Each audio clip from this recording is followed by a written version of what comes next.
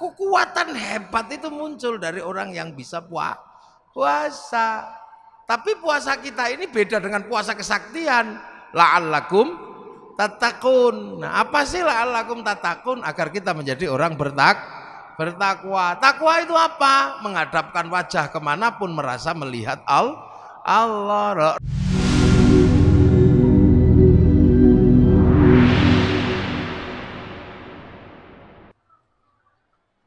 Alhamdulillah kita ini masih punya pelajaran dari pelajaran yang paling tua yang diberikan Allah kepada manusia. Jadi bulan puasa ini adalah pelajaran lama yang selalu diajarkan kepada manusia. Makanya Allah menyatakan dalam firman-Nya, kama kutiba 'alal ladzina min qablikum, seperti orang dulu aku wajibkan puasa. Jadi yang puasa itu bukan cuma generasi kita, orang dulu juga disuruh puasa. Nabi Adam puasa dikenal dengan nama Ayyamul Bid sama Ayyamus Sud, hari terang, tanggal 13, 14, 15 rembulan, 27, 28, 29 rembulan. Nabi Idris diajari puasa, tapi tidak bernyawa makanannya, mutih kalau orang sekarang. Nabi Nuh motong kayu sampai membuat kayu dalam keadaan puasa. Nabi Ibrahim puasa. Nabi Musa naik ke Gunung Tursina puasa. Nabi Dawud sehari puasa, sehari tidak. Nabi Isa puasa. Nabi Muhammad dan umatnya juga disuruh puasa. Makanya karena puasa ini peribadatan kuno, kama kutiba 'alal ladzina min qablikum, maka hampir seluruh manusia mengenal puasa. Dan puasa ini ternyata tidak cuma orang Islam yang menjalankan. Jadi puasa ini ternyata karena puasa ini peribadatan lama, maka tidak cuma umat Islam yang puasa. Agama kuno namanya Zoroaster, punya Tuhan dua, Ahriman sama Ahura Mazda. Nabinya namanya Zarathustra, ajarannya nihilisme, itu juga puasa. Tuhan terang Ahriman ini kalau kelahi sama Tuhan gelap. Kalau Tuhan terang itu menang, maka terjadi gerhana bulan. Orang Zoroaster puasa 3 bulan. Kalau Tuhan terang yang kalah, gerhana matahari, puasa 3 bulan. Nah, orang Zoroaster ini punah karena terus agamanya berubah menjadi penyembah api yang di dalam Al-Quran dikenal dengan nama Majus atau Majusi, menyembah api. Orang Majusi juga punah karena Raja Majusi yang terakhir yang namanya Rustum masuk Islam, karena diislamkan sama Sayyidina Ali, ngambil menantu Sayyidina Husain. Karena orang Majusi masuk Islam, maka tidak lagi menyembah api, tapi orang Majusi menaruh api di bangunan tinggi namanya Manaro. Begitu masuk Islam, apinya dibuang, Manaronya ditaruh di depan masjid. Akhirnya masjid Persia punya Manaro, dan seluruh kaum muslimin melihat Manaro di depan masjid itu bagus, maka kaum muslimin berlomba-lomba bikin Manaro yang akhirnya sampai di Indonesia bernama Menara. Itu sumbangan dari orang dari Majusi. Nah, orang Hindu juga diajarkan puasa, namanya upawasa. Upawasa itu enggak makan, enggak minum, enggak menyentuh perempuan. Untuk apa? Jalan menuju moksa. Karena yang terbaik dari Hindu adalah mati tanpa material, hilang raga, hilang sukma, namanya moksa. Agar bisa moksa, ibadah terakhir setelah Upanishad, setelah kabumian adalah upawasa. Enggak makan, enggak minum, dan enggak menyentuh perempuan. Nanti hilang secara material. Makanya ketika Islam datang mengajarkan syahrus syam, nggak makan, nggak minum, nggak menyentuh perempuan, kok mirip seperti upawasa, maka orang Indonesia menyebutnya bulan puasa. Itu istilahnya. Orang Yahudi, orang Buddha juga diajari puasa. Kalau pengen mendapatkan penyempurnaan 8 jalan menuju nirwana, harus puasa di bawah pohon bodhi dengan pakai kain selempang, dalemannya tanpa jahitan. Orang Yahudi puasa, kalau peringatan Yom Kippur juga puasa. Orang Nasrani kalau Jumat Agung sebelum Paskah juga diajarkan puasa. Jadi puasa ini adalah milik semua agama, cuman caranya berbeda-beda. Jadi makanya kalau kemudian halal bihalal ini mempertemukan seluruh umat beragama yang berbeda, pasti nyambung karena urusannya dengan puasa. Nah ini lintas agama juga. Loh ya nyambung kalau dalam urusan puasa karena semua agama mengenal puasa. Ini puasa. Makanya puasa itu saking terkenalnya, variasinya paling banyak. Di Indonesia ada puasa makan daun tok, namanya ngidang. Ada puasa makan umbi-umbian, namanya ngerowot. Ada puasa tanpa nyawa, namanya mutih. Ada puasa tidak kenyentuh matahari, namanya pati geni. Ada puasa diem, namanya bisu. Ada puasa gandul di pohon, namanya ngampret atau ngalong. Ada puasa jalan terus ngedan, itu puasa. Jadi variasinya paling banyak. Dan sejarah-sejarah besar dilewati dengan puasa. Sejarah tertulisnya Weda, sejarah tertulisnya Tripitaka, sejarah turunnya Al-Quran, itu sejarahnya orang puasa. Sang Buddha Gautama tukang tirakat, Walmiki tukang tirakat, Rasulullah juga tukang tirakat. Makanya Quran turun setelah Rasulullah naik turun Gua Hira selama 15 tahun. Syekh Abdul Qadir Al-Jilani Ma'rifatullah setelah 25 tahun puasa di padang pasir dibimbing Syekh Mubarak Al-Madzumi. Sunan Kalijaga menjadi wali setelah puasa 3 tahun. Baca ya hayu ya qayyum walaupun keliru ya kayuku ya kayumu. Ya, Saridin jadi wali setelah puasa 3 tahun. Baca Allahu Akbar walaupun keliru lawa bubar. Jadi sejarah besarnya ini orang puasa. Mbah Manap Lirboyo pengen mendirikan pondok pesantren Lirboyo, puasa ngerowot 56 tahun, makan uwi. Sampai akhirnya uwinya hilang karena dimakan genderuwo. Akhirnya sama Mbah Manap uwinya diganti gadung. Akhirnya genderuwonya makan gadung. Begitu genderuwo makan gadung jam 12 malam, genderuwonya mabuk. Anak makan itu pondok Lirboyo ambruk. Maka dikasih minum minyak jarak.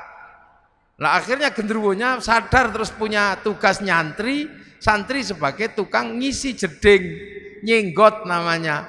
Makanya Lirboyo itu dulu kalau malam suka ada kriat-kriut itu genderuwo nyenggot. Nah sekarang genderuwonya pensiun karena Lirboyo sudah punya sanyo.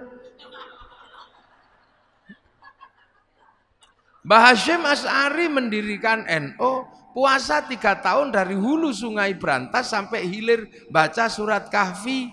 Terus tiap malam nggak pernah tidur, ngatamkan surat At-Taubah 41 kali, surat Kahfi 41 kali dalam 2 rakaat sholat hajat. Makanya kalau NU jadi gede ya nggak masalah, wong tirakatnya besar. Maka penumpang NU itu macam-macam. Yang sholatnya rajin ya numpang, yang setahun sekali ya numpang, kadang Bandar Dadu ya numpang. Itu NU apa aja numpang. Makanya tapi karena kendaraan besar jalannya pelan, nggak bisa was-wes gitu. Makanya NU sering disalib kendaraan kecil-kecil, wes gitu, tapi penumpangnya kecil. Yang naik yang cingkrang tok gitu. Yang naik yang jenggoten tok, yang nggak jenggoten nggak boleh naik. Tapi karena larinya cepet was-wes sering nabrak, dikit-dikit tabrakan bruk, nabrak sapi, bruk, nabrak apa gitu. Lah NU biasa. Ya, Ki Gede Pemanahan ketika pengen membangun alas Mentao disuruh puasa 20 tahun sama Sunan Kalijaga. Akhirnya puasa di Bang Lampir Gunung Kidul, pantat bekas puasanya sampai batunya dekok. Punya anak Danang Sutawijaya mbubak alas Mentao, mendirikan Mataram 1758 dipecah oleh Belanda jadi Jogja sama Solo jadi Giyanti. Akhirnya Jogja jadi Mangkubuanan Pakualaman, Solo Mangkunegaran Kasunanan. Ki Ageng Pengging pengen punya anak jadi raja, puasa 7 tahun, lahir Joko Tingkir. Gitu. Nah calon Raja Mataram nggak mau jadi raja, namanya Bagus Harun. Karena pengen melahirkan anak jadi raja tapi alim. Maka Bagus Harun keluar dari kerajaan, puasa di daerah Pagotan Ponorogo, belakang pabrik gula. Tirakan di samping sumur. Sumur yang dipuasani naik airnya 7 meter pas 27 Ramadan. Oh aku entuk Lailatul Qadar. Karena sumur yang menghasilkan Lailatul Qadar, maka sumurnya disebut sumur Sewu Wulan. Orang sekarang menyebutnya Sewulan, maka kampungnya dikenal dengan kampung Sewulan. Raden Bagus Harun punya anak, ganasnya luar biasa, perempuan, fatayat. Enggak ada yang berani nikahi dia saking kerasnya, sampai dikenal dengan nama Nyi Ageng Alap. Enggak ada yang berani nikah, dinikahi Raden Santri, punya anak Mbah Maktum, lahir punya anak Mbah Maklum, Mbah Tafsiran, ada Mbah Kolyub, ada Mbah Ilyas, nikah punya anak Mbah Nafiqoh, perempuan galaknya luar biasa. Enggak ada yang berani nikah, dinikah sama Kiai Hasyim Asy'ari, nikah sama Nyai lahir Kiai Wahid Hasyim, nikah sama Nyai Solikah binti Bisri Sansuri, lahir anak Abdurrahman Wahid, seorang presiden Indonesia walaupun 2 tahun. Nah, ini tirakat semua mboknya itu dulu. Di Jogja ada orang nggak terlalu pinter namanya Sukirah, pengen punya anak jadi raja, padahal bukan keturunan raja. Tetangganya cuma bilang paling kamu nanti jadi rajanya ketoprak anakmu. Tapi nekat puasa Bu Sukirah 9 bulan, pengen punya anak jadi raja. Ya Allah, ya Allah. Keluar anaknya laki-laki jemblok keriting, dikasih nama Soeharto, jadi presiden 32 tahun. Loh itu makanya dulu orang itu kalau punya hajat besar, senjatanya puasa. Laki-laki mencintai perempuan paling cantik sak fatayat, kok ditolak? Puasa kalau laki-laki dulu, iya. Masuk masjid, baca ya Rahmanu ya Rahim, 7 hari 7 malam, I love you. Kalau nggak percaya dibalik, perempuan mencintai laki-laki paling ganteng, puasa, baca ya Rahmanu ya Rahim. Kalau nggak santri, cari pohon besar, bacanya Sunan Matakaji, Hajiku Jaran goyang tak goyang, I love you. Loh, itu puasa. Jadi puasa itu menghasilkan energi yang aneh. Orang pengen kuat, puasa, baca la haula wala quwata illa billah. Tapi juga bisa kuat, baca Sunan Matakaji, Hajiku Bandung Bondo puasa. Pengen kaya, puasa bisa. Ya Fatahu ya Rozak, sholat duha. Kalau nggak mau ya Fatahu ya Rozak, puasa di Gunung Kawi, pulang ya kaya. Nggak puasa. Loh makanya puasa ini punya energi yang universal. Tidak perlu Islam, tidak perlu baik, seperti yang dinyatakan oleh Yai Said. Hikmah itu tidak pandang bulu, dan puasa itu mampu melahirkan hikmah tersendiri. Dukun santet kalau puasanya kuat, santetnya juga teksek dia.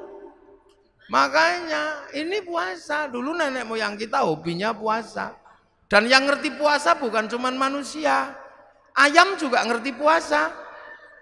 Ayam itu kalau mau neteskan telurnya puasa 21 hari. Telurnya netes. Ulat kalau mau terbang jadi kupu-kupu puasa, jadi kepompong. Nanti terbang jadi kupu-kupu. Ular kalau mau ganti kulit puasa 41 hari. Mudah-mudahan puasa kita seperti puasa ulet. Habis puasa terbang jadi kupu-kupu. Jangan kayak puasanya ular. Habis keluar ular lagi. Habis ganti kulit ular lagi.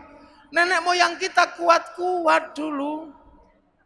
Iya kuat-kuat. Bisanya cuman semelai Rahman Rahim. Tapi sakit gigi sembuh. Dukun bayi senjatanya cuman lo kuoto. Tapi tirakatnya kuat. Bus gitu keluar.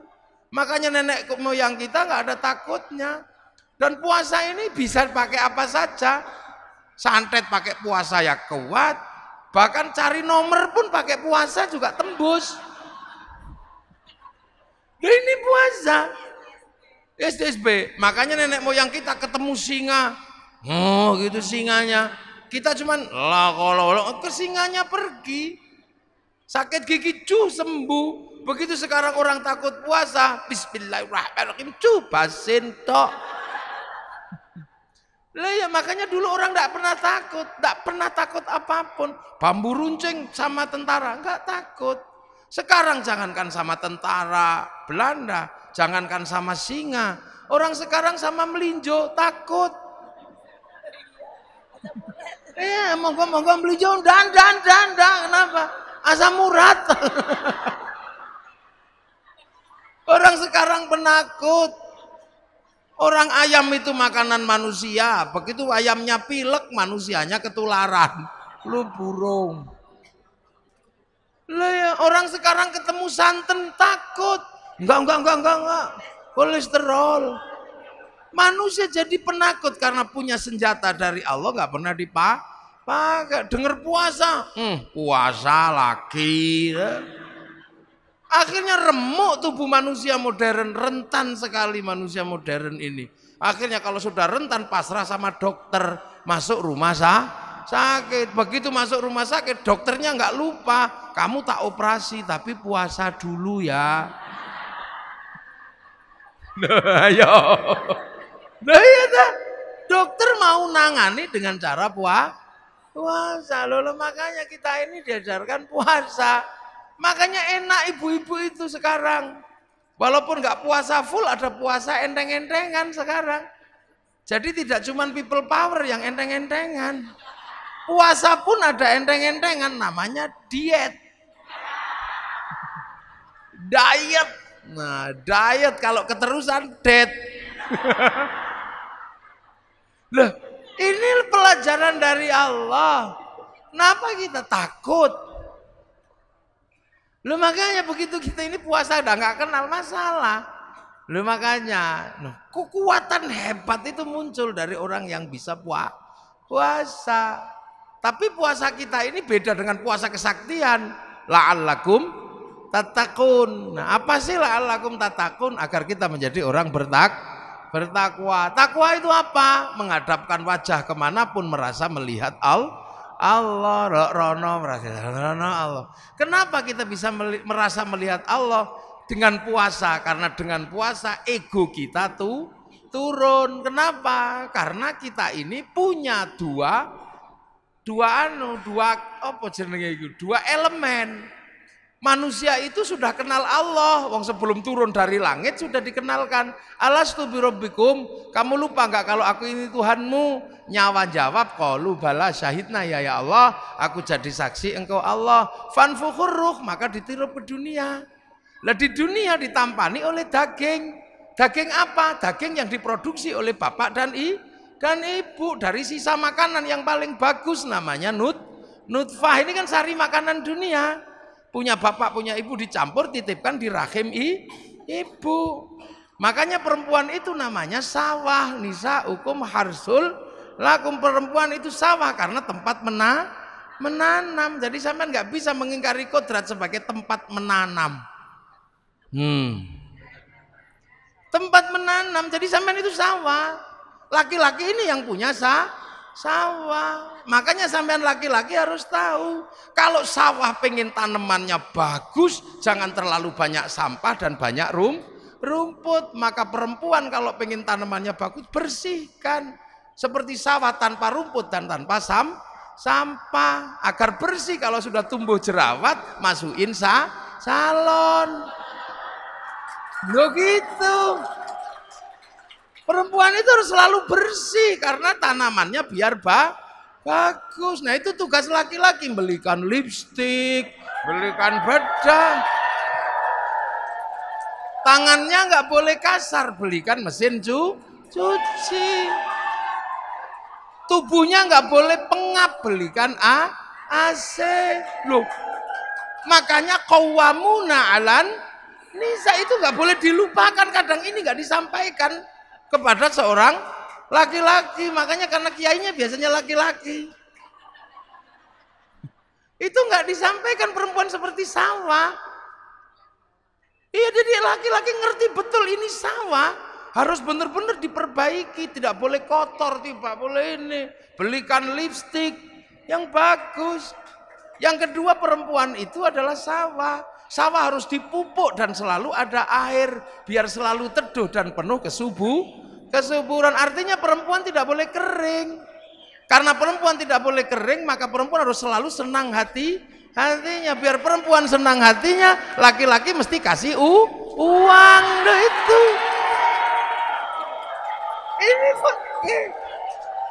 Ini sebab pembelajaran buat laki-laki ini. Iya ini. Nggak apa-apa biar dia belajar. Iya ini pembelajaran. Biar nanti pulang ngomong sama suaminya, kata kiai, saya ini sawah, saya terima ditanami, tapi tolong dong airi dan kasih kesuburan, gitu.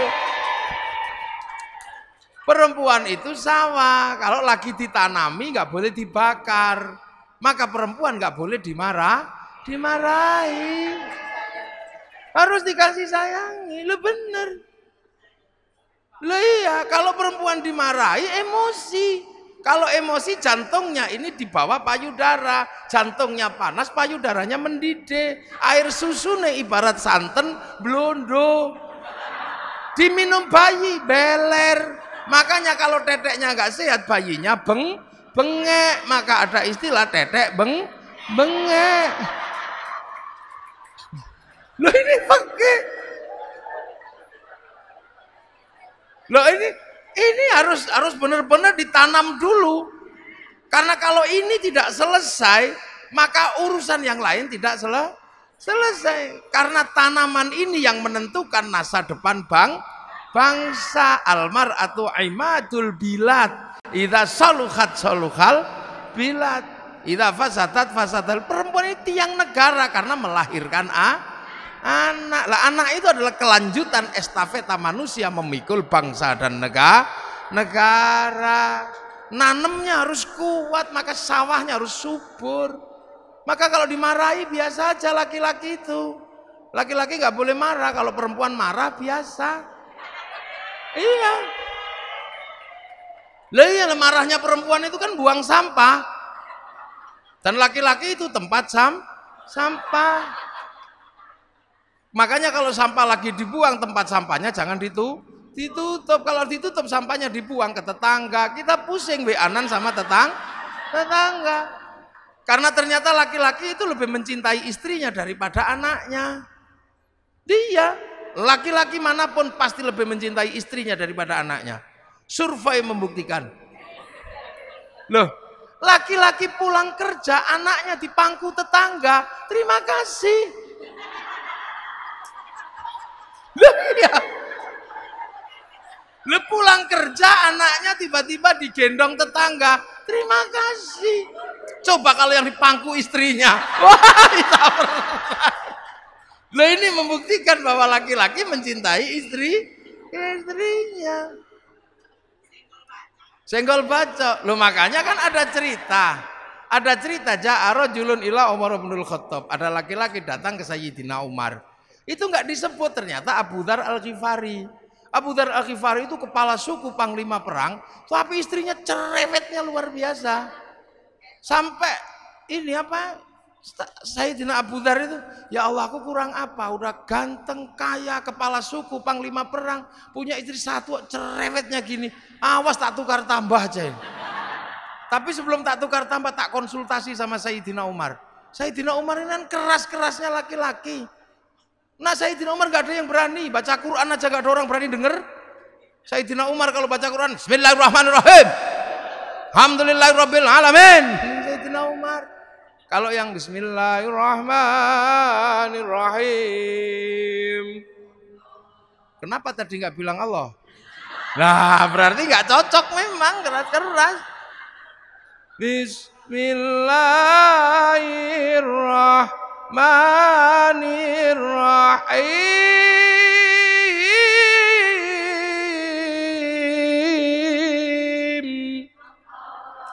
Itu Sayyidina Ali. Kalau Sayyidina Umar, Bismillahirrahmanirrahim. Allah. Kalau khutbah itu pedangnya, ittaqillah. Sak masjid gini semua. Makanya saking kerasnya Sayyidina Umar, ketika Sayyidina Umar meninggal, Sayyidina Ali nadar. Orang kok kerasnya kayak gini, kalau mati ditanya malaikat Mungkar Nakir jawabnya apa?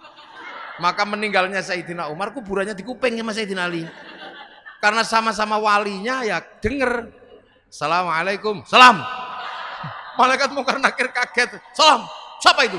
Mungkar Nakir ya Umar. Ada apa? Ya mau nanya ya Umar. Nanya apa? Ya marrobuka. Ya Allah. Apalagi udah itu aja gak jadi. Loh, itu maka Sayyidina Abu Dzar ini mau curhat ke Sayyidina Umar. Baru mau curhat tentang perempuannya yang cerewet. Sampai di dalam rumah dengar ada perempuan ngomel. Ternyata Bunyai Atikoh lagi ngomeli Sayyidina Umar. Sayyidina Abu Dzar podo tiba. Selesai ngomel, Assalamualaikum, salam. Siapa itu? Abu Dzar ya Umar. Ada apa? Kok tumben-tumben suruhnya sini? Gak jadi, sama aja katanya. Loh. Akhirnya Abu Dzar ini kan nanya, ya Umar, ternyata kamu kok tahan istrimu ngomel seperti itu? Kok kamu tahan? Ya, aku harus tahan. Karena memang istriku setiap hari ngomel. Tapi ngomelnya istriku tidak sebanding dengan kasih sayangnya pada anak-anak dan keluarga. Ya makslub gitu. Coba kalau jawabannya iya kayak radio rusak, ngomel lagi. Nah inilah. Maka ini tiang negara. Makanya jangan ngomel. Karena jadi perempuan itu ternyata nggak enak. Ini saya punya pengalaman.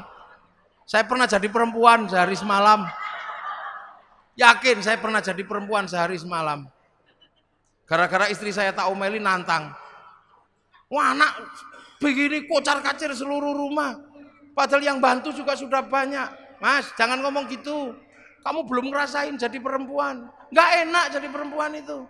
Akhirnya saya emosi. Ya sudah gantian saya jadi perempuan. Ya sudah hitam di atas putih saya sama istri saya. Saya jadi perempuan sehari semalam 24 jam. Teken saya, nanti jam 2 malam kamu harus minggat dari rumah ini. Akhirnya tak suruh pergi istri saya jam 12 malam, kasih duit 10 juta.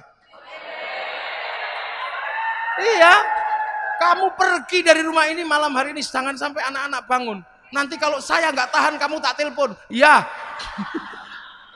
Pernah itu. Wah akhirnya istri saya udah pergi, saya ini gagah mau jadi perempuan. Subuh-subuh anak saya kan nggak bangun. Akhirnya saya nyontoh istri saya, nak bangun, nak. Ya nggak ada yang denger. Itu kan pekerjaan istri saya pidato kalau pagi-pagi. Saya yang pidato, nggak ada yang denger. Biasanya istri saya kalau anaknya nggak bangun dicubit. Saya ikut nyubit. Kalau dicubit sama ibunya bangun, dicubit saya ditendang kepala saya. Wah, akhirnya nggak bangun. Gagal saya udah mulai pusing. Ada yang turun bawa pempes. Kepala saya udah sak helm rasanya. Habis itu mandikan, disemproti biasanya istri saya. Saya ikut nyemproti, ngamuk kepanasan. Ada yang kedinginan, habis itu jejer didulang, gini satu-satu. Ada yang kegedean, disembur ke, diuncal no. Stres saya jam 7 akhirnya mau sekolah, gagal semua. Gak ada yang mau sekolah. Habis itu rumah berantakan, TV pecah. Remote kocar-kacir sudah. Jam 1:30 saya minta ampun sama Dek pulanglah. Nyerah aku. Nyerah. Akhirnya dia ketawa. Iya aku sudah di samping rumah karena engkau pasti gak tahan. Iya wis nyerah. Tak cekel tangannya begitu sampai rumah. Ambung ping 7. Sudah itu. Ini ngerti semua ini anak-anak. Bang ini ngomongan saya itu 1, 2 itu. Betapa kerasnya istri saya. Tapi saya gak tahan akhirnya. Ampun saya. Akhirnya nyerah saya itu. Makanya tadi termasuk baju ini dia yang jahit. Karena saya ini hidupnya diurusi orang. Jadi ke sana diurus, hampir istriku itu jarang ngurusi saya. Maka cuman dia bilang, engkau boleh diurus sama siapa mas, tapi saya minta satu, biar urusan bajumu dan sarungmu urusanku. Biar nanti kalau engkau masuk surga aku tak bisa gandol katanya. Mana itu aja. Karena itu aja dia minta. Akhirnya ini sarung, ini dia yang jahit. Saya baru ngerti ternyata yang dijahit itu apa? Selimut. Jadi kemarin waktu di hotel baru tak samain gini, sama ternyata kain.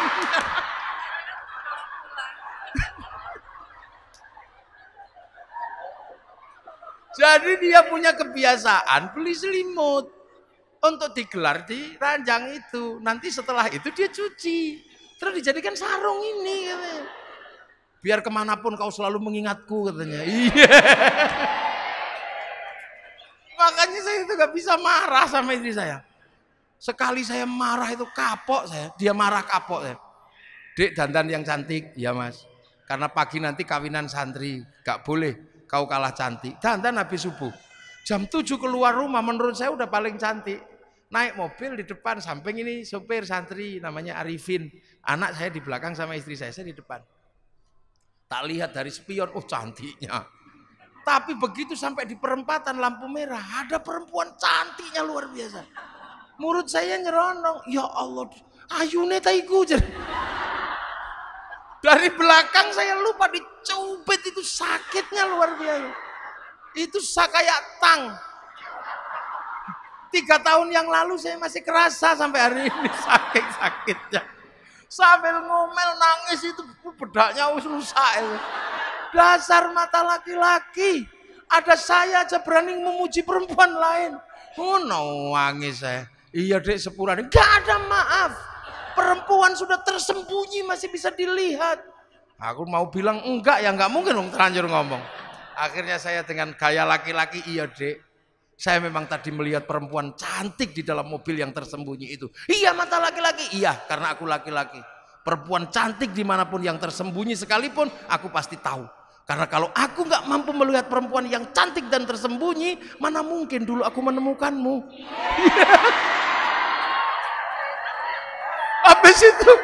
Habis itu kendor ini. Loh iya. Coba kalau nanti nggak percaya tanya sama istri saya itu benar-benar terjadi ini. Jadi jangan sampai perempuan itu marah karena nggak boleh dibakar hatinya.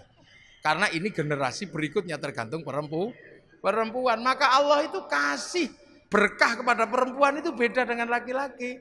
Karena perempuan itu menumbuhkan generasi. Perempuan salaman sama suaminya cium tangan dapat pahalanya Hajar Aswad. Laki-laki cuma salaman tekor.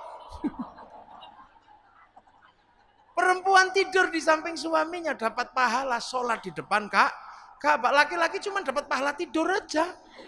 Makanya nanti kalau pulang cari Hajar Aswadnya ya. Lo kok Hajar Aswadku panun.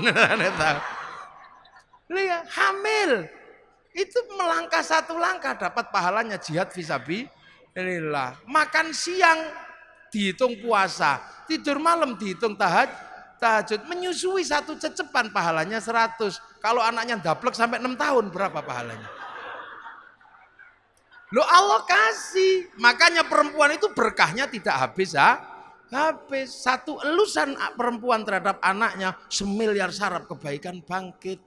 Loh ini yang tidak, laki-laki nggak memiliki itu. Laki-laki harus perang beneran. Laki-laki harus kelahi beneran baru dapat jihad. Kalau perempuan enak.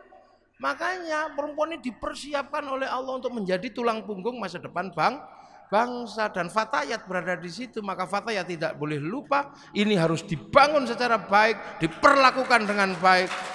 Ya, tidak boleh ada kekerasan, tidak boleh ada penghinaan, karena dari sinilah akan lahir generasi-generasi yang akan menjadi baik buruknya bangsa. Loh itu maka saya paling tidak suka kalau ada laki-laki kejam dikit sama perempuan.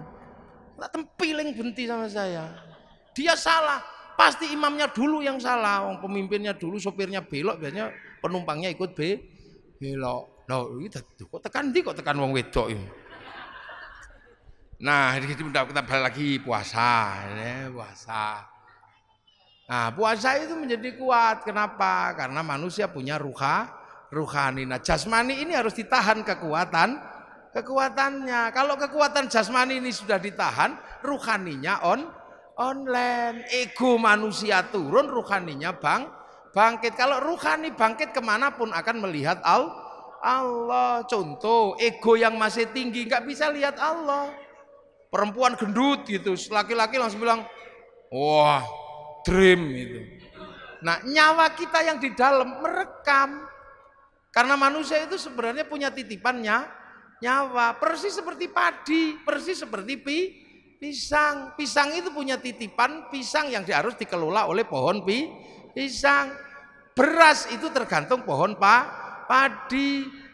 Sama seperti syuting itu. Syuting itu hidup untuk tengok saya sana sini. Itu kasihkan bekal namanya memori. Nanti setelah ngerekam saya, syutingnya dibanting, nggak masalah. Yang penting memorinya masih ada.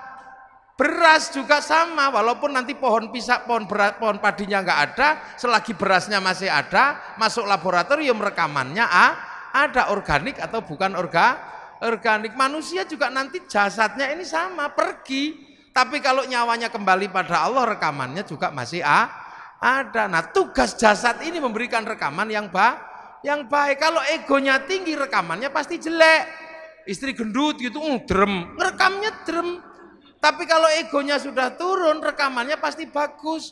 Istri gendut, alhamdulillah, istriku gendut, nggak tak kasih makan seminggu juga masih hidup. Rekamannya Allah. Nah, iya, sendal hilang gitu. Kalau egonya tinggi, oh kambing ini. Akhirnya yang direkam adalah kambing. Tapi kalau egonya turun, sandalnya hilang, masya Allah. Akhirnya direkam masya Allah. Berarti begitu besok rekamannya dikembalikan pada Allah. Loh, kok ada kambingnya?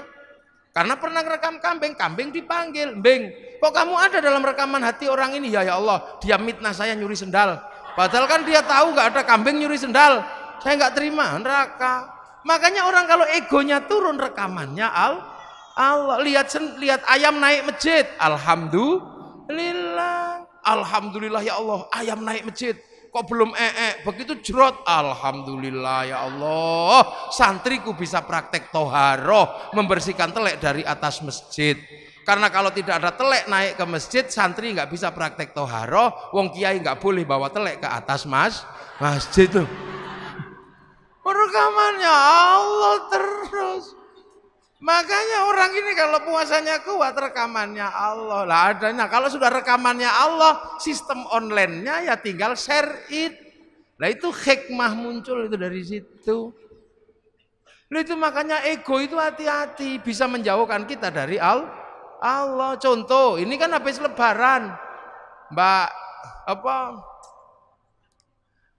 Bu Ketum,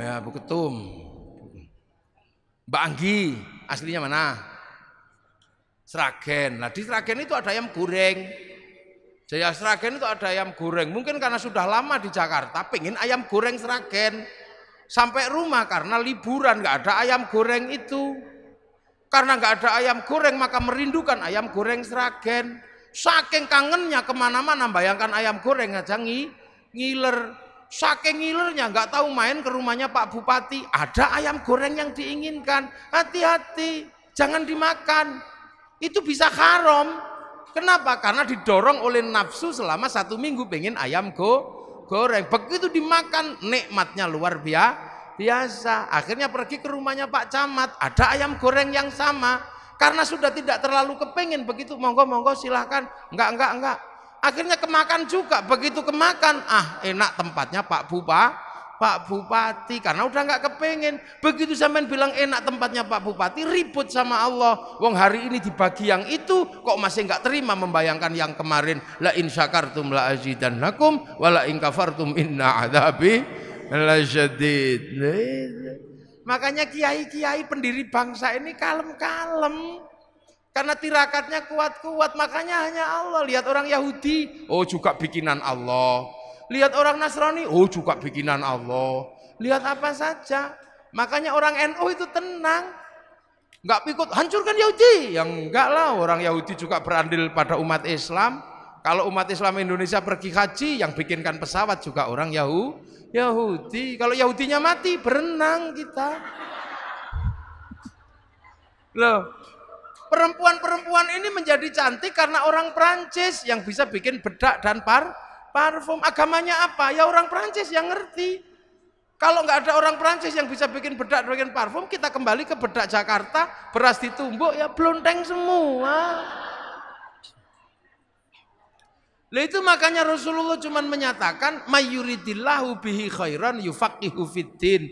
Siapa yang dikehendaki baik oleh Allah dikasih ngerti urusan agama. Khairan di situ nakiroh. Khairan itu kalau nakiroh maknanya khairan kamilan, kebaikan yang sempurna. Manusia nggak sempurna maka nggak mungkin punya kebaikan yang berdiri sendiri. Contoh sekarang yang paling baik siapa? Tadi Kiai Said. Begitu Kiai Said pergi yang paling baik siapa? Saya. Lah saya yang paling baik, dikasih mic ngomel sesukanya enak karena paling baik, tapi saya nggak boleh ngomong paling baik sebab kebaikan saya menjadi ada di sini karena Mbak Anggi bikin acara fatayat. Kalau nggak ada acara fatayat saya nggak terlihat baik di sini. Nah, kalau sudah baik seperti itu siapa yang baik? Ya ribut kata Mbak Anggi, ya saya. Kata saya, ya saya, kalau saya nggak datang jelek acaramu Mbak. Ya gitu. Jadi itu baru dua udah ribut kebaikan itu. Apalagi kalau sampean ikut-ikutan. Kami yang paling baik. Karena kalau kami nggak ada di sini semua, yang ada cuma di atas, cek sound. Loh kita ini udah nggak usah ribut.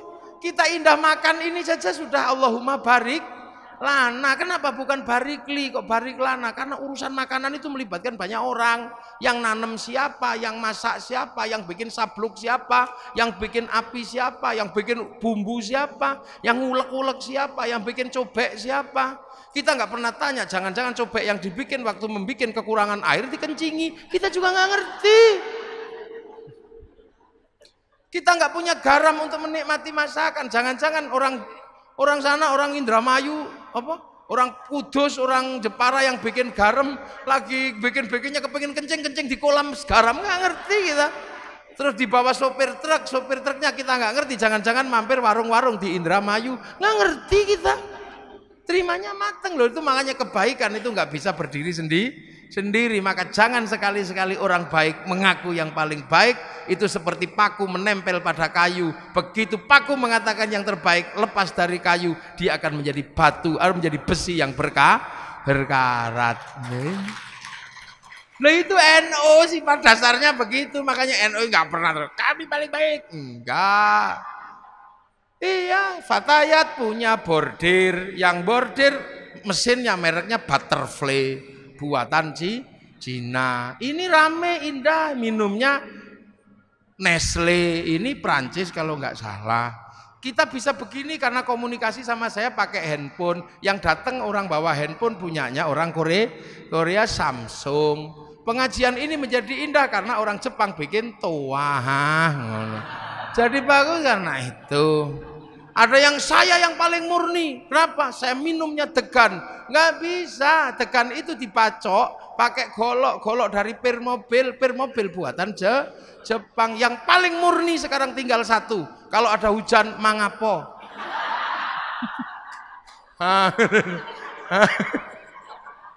Loh, sifat dasar NU dan Kiai itu seperti itu. Maka jangan salah paham. Hancurkan Yahudi, renang kita. Wong Pak Habibie suruh bikin pesawat gak jadi-jadi. Wong namanya tetuko, sing teko ra tuku-tuku, sing tuku ra teko-teko.